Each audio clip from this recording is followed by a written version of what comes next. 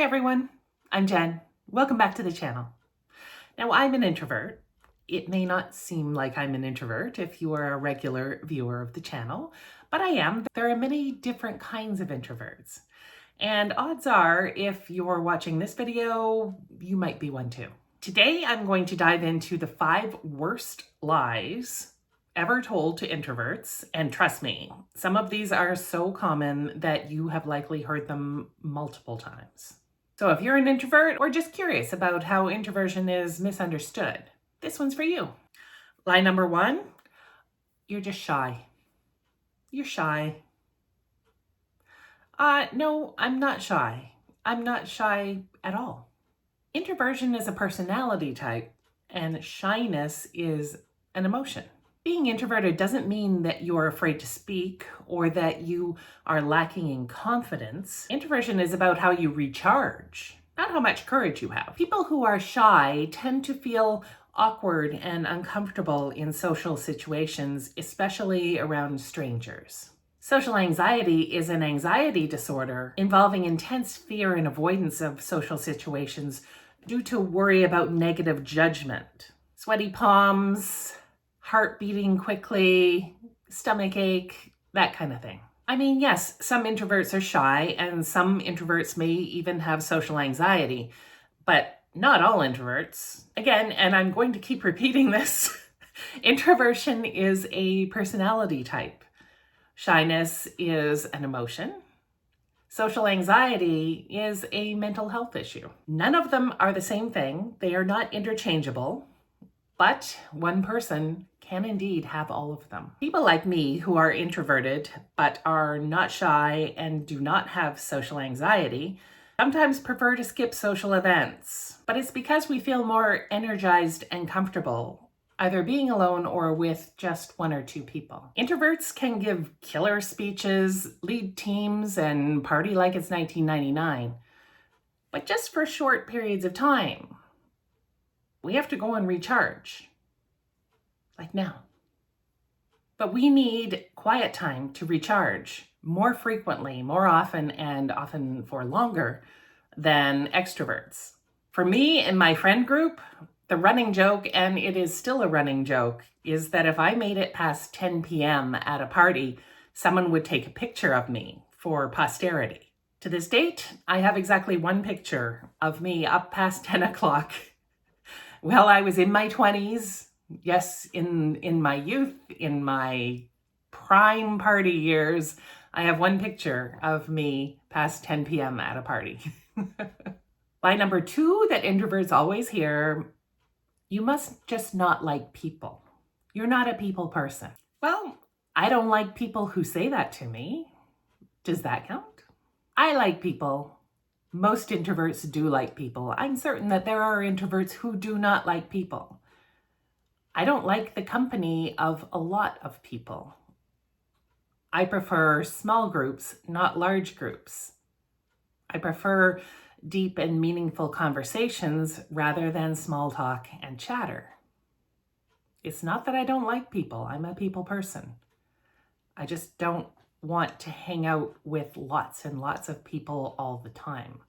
Being an introvert does not affect how friendly or unfriendly you are. We're not unfriendly because we don't have huge groups of friends, and we don't not like people because we don't have huge groups of friends. And we don't join in every conversation and try to dominate or lead it.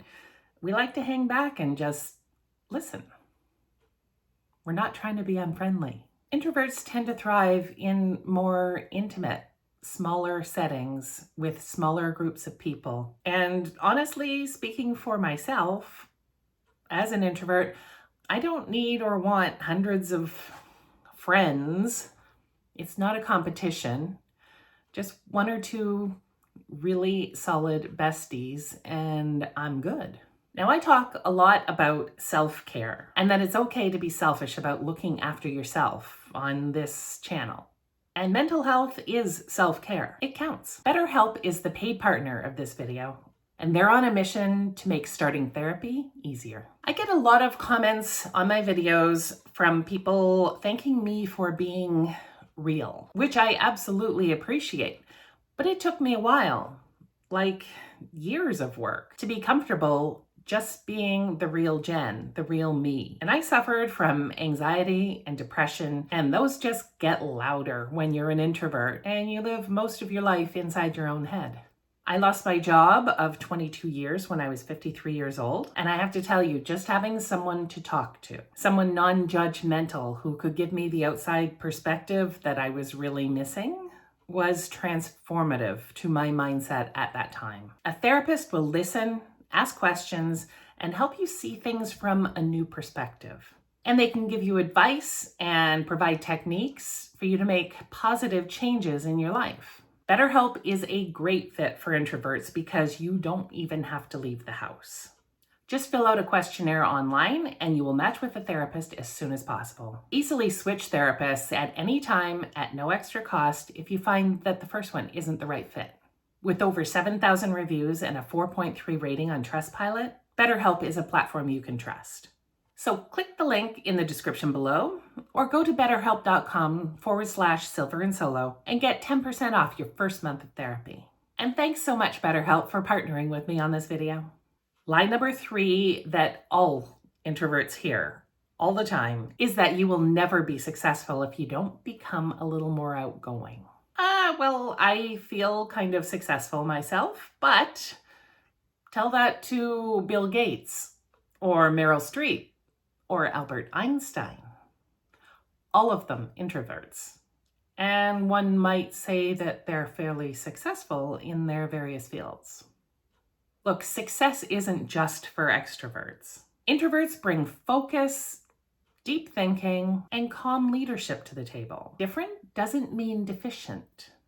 I get it, the squeaky wheel gets the grease, but it's the quiet ones you have to watch out for. During team meetings, extroverts are the ones who like to jump in first. They like to lead the conversation. They bring energy. But the ones who get things done are the ones who listen and then speak with thoughtfulness and precision.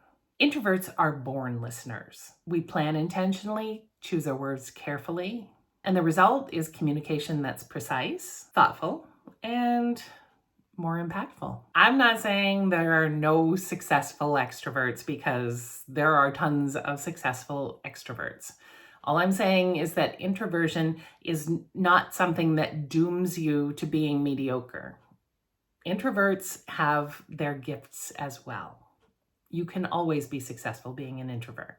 Line number 4 is that you're rude or distant. Introverts are not trying to be rude. We're just usually at the end of our social battery. We're running on fumes and just kind of scope locked on getting home. Gotta go. Sorry. Bye-bye. I know when I'm at the end of my battery that I just start shutting down. I start looking for a way out, for a corner to sit in and just be quiet, somewhere to get away. I've been known to call a taxi in the middle of a party and just say, look, I have to go. This, it's been great, but I gotta go. I always apologize and I try to explain, and my friends and family get it. It's not a problem, but there are always some people who are just aghast at what they perceive as rudeness because I'm leaving early. It's not really that I want to leave early. It's that I have to leave early. I have to. Line number 5 is that it's just a phase. Your introversion, you'll grow out of it.